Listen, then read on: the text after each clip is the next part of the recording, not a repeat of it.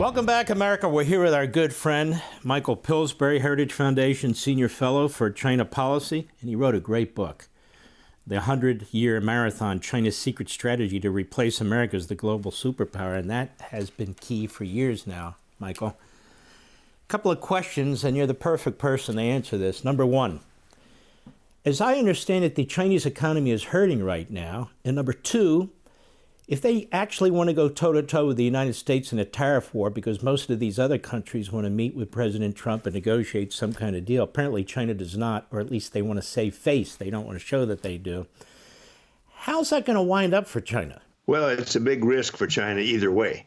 If they make concessions and try to get President Trump off their back, the risk is their economy will be even slower in its growth rate. And the politics will be that there'll be challengers to Xi Jinping that he's been too soft on the Americans and he's a coward. This has happened before in Chinese history. The Chinese Communist Party has what they call the 10 big struggles. And each time the party chairman was kicked out, sometimes murdered. So that's one side for Xi Jinping to be thinking about. Should I meet President Trump halfway, head off a trade war? Or the other choice entirely is be tough. Do not give anything. And Xi Jinping has a record of wanting to tell what he calls the global South, Mark. That's like 3 billion people. He wants to portray China as an honest sort of advocate of fairness for the global South. That means less money for people like you and me who live in the global North. So there's a big incentive to Xi Jinping to be tough, to do nothing, and to steer things around like he did the first time this happened back in 2017. He got talks started with delegations. You remember Bob Lighthizer, the Chinese side was headed by a guy named Liu He. In that case, there were 13 rounds, Mark, 13 rounds of negotiations, back and forth, one in Beijing, one back in Washington. President Trump brought the Chinese negotiator into the Oval Office in front of the media, tried to put pressure on him that way. That agreement was, Mr. Trump said, and I agree with him, it was wonderful, it was great, it was all-time historical agreement between the two biggest economies.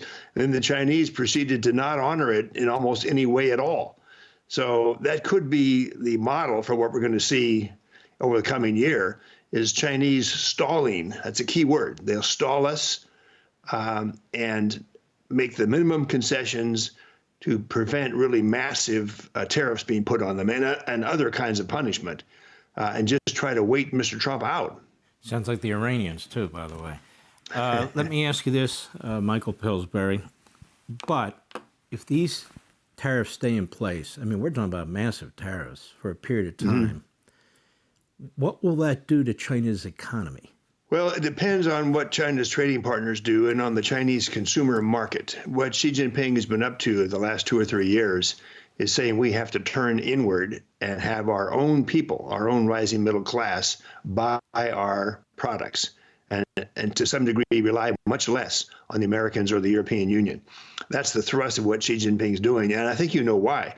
He's been anticipating this kind of tariff attack from Mr. Trump.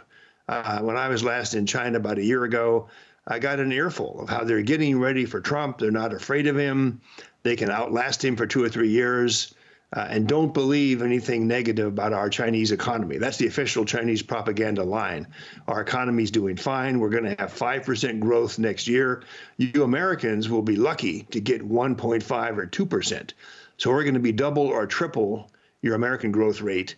So this is what's been coming out of China. Now, is that a lie? Is that bluster? Do they just not know? This is what we're going to have to find out. And I'm afraid it's going to be the hard way, just like in President Trump's first term. He's going to have to get the talks going and get documents down in writing that say, you know, we will do this, we will not do that. The final agreement last time, the January 2020 agreement, Mark, that was 90 pages long with annexes and definitions of things. So I hate to see that happen again. I'd much rather see President Trump escalate and really have a superpower showdown between China and ourselves, so we don't get stalled for 2 or 3 more years and then have an agreement that's not honored. Hey, Sean Hannity here. Hey, click here to subscribe to Fox News YouTube page and catch our hottest interviews and most compelling analysis. You will not get it anywhere else.